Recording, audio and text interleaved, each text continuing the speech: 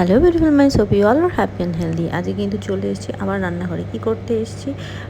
একটা টিফিন বানাতে এসেছি, যেটা খুব কমন। মোটামুটি সবাই আমরা আমাদের বাড়িতে বানাই প্রায়, কেননা এটা easy to make and tasty to eat. আর যেটাই ইজি টু মেক সেটাই কিন্তু আমরা বানিয়ে নিই। বলতে বলতে দেখেছো তো, আমি কিন্তু লঙ্কাগুলো কুচি কুচি করে কেটে নিচ্ছি। এবার কেন কেটে নিচ্ছি, কী জন্য কেটে নিচ্ছি, ওই দেখো পেঁয়াজ দেখাচ্ছি। পেঁয়াজটা কেমন নেড়ে নেড়ে দেখালাম বলো তো। পেঁয়াজটা এবার কুচি কুচি করে কাটবো, কেটে সব কিছু কিন্তু একটা বাটির মধ্যে নিয়ে নিচ্ছি। আর অনেক অনেক অনেক কিন্তু কথা বলছি তোমাদের সাথে। কী কথা বলছি সেটা আমি এখন নিজেও বলতে পারবো না, কেননা ভিডিওটা তো আগে করে রেখেছি, এখন ভয়েস ওভারটা দিচ্ছি।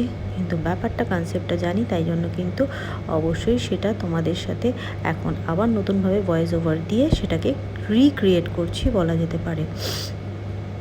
আচ্ছা, এই যে ফ্রাইং প্যানটা বসানো আছে, তার উপরে একটা খুন্তি বসানো আছে। ফ্রাইং প্যানটা কিসের উপরে বসানো আছে, আকাশে না বাতাসে না কিছুই তো বুঝতে পারছো না। আরে বাবা, এটা ওভেনের উপরে বসানো আছে, ওভেনটা দেখাচ্ছি না, ঠিক আছে।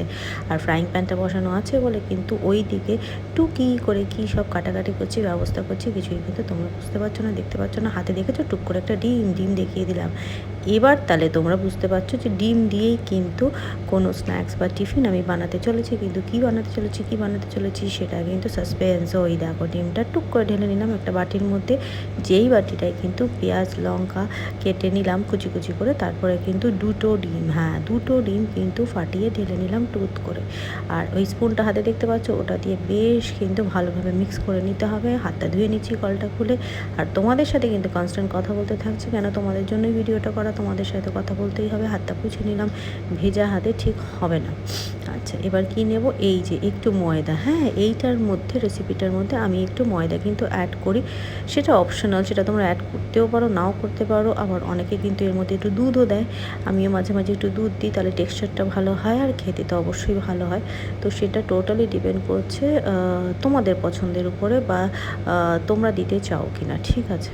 আচ্ছা, বললাম এটা রেখে আসছি ময়দার কৌটোটা। আসলে আমি যেখানে মোবাইলটা সেট করে করছি, তার অন্য দিকটাতে কিন্তু সব জিনিসগুলো আমার রাখা থাকে। চিনি অল্প একটু ফর টেস্ট, চিনি কিন্তু দিতেই হয় সব কিছুতে, সেটা আমরা জানি। সে মাংস হোক, স্ন্যাক্স হোক, টিফিন হোক, রান্না হোক। তারপরে নুন ছাড়া তো একদম রান্নার কোনো স্বাদই থাকবে না। নুন একটা এমন ইনগ্রিডিয়েন্ট যেটা বেশি হয়ে গেলেও যেমন খাওয়া যায় না, আবার কম হয়ে গেলে বা না দিলে কিন্তু একদম টেস্টলেস লাগে।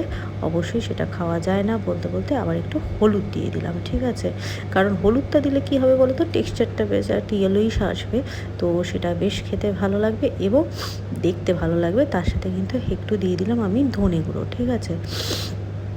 আচ্ছা, বলতে বলতে ভয়েস ওভারটা যখন দিচ্ছি, খুব ঠান্ডা লেগেছে, বুঝতে পেরেছো তো, তাই জন্য মাঝে মাঝে একটু নাকটাও টানছি। তোমরা কিন্তু কিছু মনে করো না। বলতে বলতে গ্যাসটা কিন্তু আমি জ্বালিয়ে নিলাম, ঠিক আছে। আচ্ছা, গ্যাসটা জ্বালিয়ে নেওয়ার পরে এবার গরম হতে দিতে হবে, কেননা আমার যে ফ্রাইং প্যানটা সেটা তো ধুয়েছি, একটু হালকা হালকা জল আছে। তো সেই জলটা কিন্তু একদম টেনে গেলে তবেই তার মধ্যে অয়েল দেবো, তা নাহলে সবাই আমরা জানি একদম কিন্তু হ্যাপি দিওয়ালি হয়ে যাবে। ফুর ফুর ফুর ফুর করে তেলটা কিন্তু একেবারে ছিটকাতে থাকবে। ততক্ষণ দেখো ওই বাটির মধ্যে কিন্তু ইনগ্রিডিয়েন্টসগুলো মিক্স করে নিচ্ছি। ওই দেখো কি দেখাচ্ছে, বলতে গেলে পড়ে গেল। মা, কতটা পড়ে গেল দেখাতে গিয়ে, কি কেলেঙ্কারি কাণ্ড। জাগিয়ে আমি পরে পুছে নেবো, কোনো অসুবিধা নেই। তোমাদের দেখাতে গিয়ে একটু পড়ে গেছে, তাতে আর কি হয়েছে, তাতে আর ওরম করার কিছু আছে। ওটা এমনি করলাম, তোমাদের সাথে একটু জোকস করবো না বলো। আর জোকস করতে করতেই কিন্তু রান্নাটা করলে বেশ টাইমটা স্পেন্ড হয়ে যায়, বোরিংও লাগে না।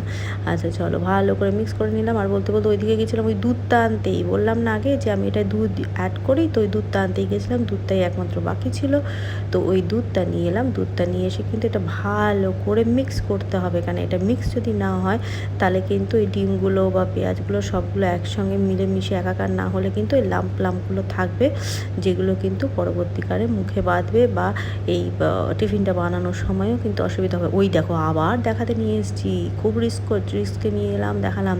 কিন্তু এবার কিন্তু দেখতে পেলে কনসিস্টেন্সিটা দেখেছো তো। ওই দেখো, খুব পাতলা নয় আবার খুব গাঢ় নয়, একটা ভালো কনসিস্টেন্সি থাকতে হবে। তো সেইটা কিন্তু আমরা মোটামুটি রান্না করতে করতে এক্সপিরিয়েন্স হয়ে যায়। বলতে বলতে কিন্তু বটিটা নামিয়ে নিলাম, কারণ ওইটা কিন্তু ওরম দাঁড় করানো থাকলে খুব রিস্ক। ওই দেখো ব্রেড দেখাচ্ছি, ব্রেড, ব্রেড, ব্রেড। এবার নিশ্চয়ই তোমরা অনেকেই বুঝতে পারছো, একটা হিন্টস পাচ্ছ যে কী করতে চলেছি। কেন very easy to make are very, very, very common item, যেটা মোটামুটি আমরা কিন্তু বাড়িতে সবাই অল্প বিস্তর বানিয়ে থাকি বিকেলবেলা বা অনেকে সকালবেলার ব্রেকফাস্টেও কিন্তু আমরা এটা খাই। দিয়েছি কিন্তু কড়াইতে আমি সর্ষের তেল, দেখতে পাচ্ছ খুন্তিটা কেমন এলো এলো হয়ে গেছে, হাত দিয়ে দেখছি গরম হয়েছে কি না। হ্যাঁ, ভালোই গরম হয়ে গেছে, সেটাই তোমাদের বললাম ওরমভাবে, কেন ভয়েস ওভারটা তো পরে দিয়েছি।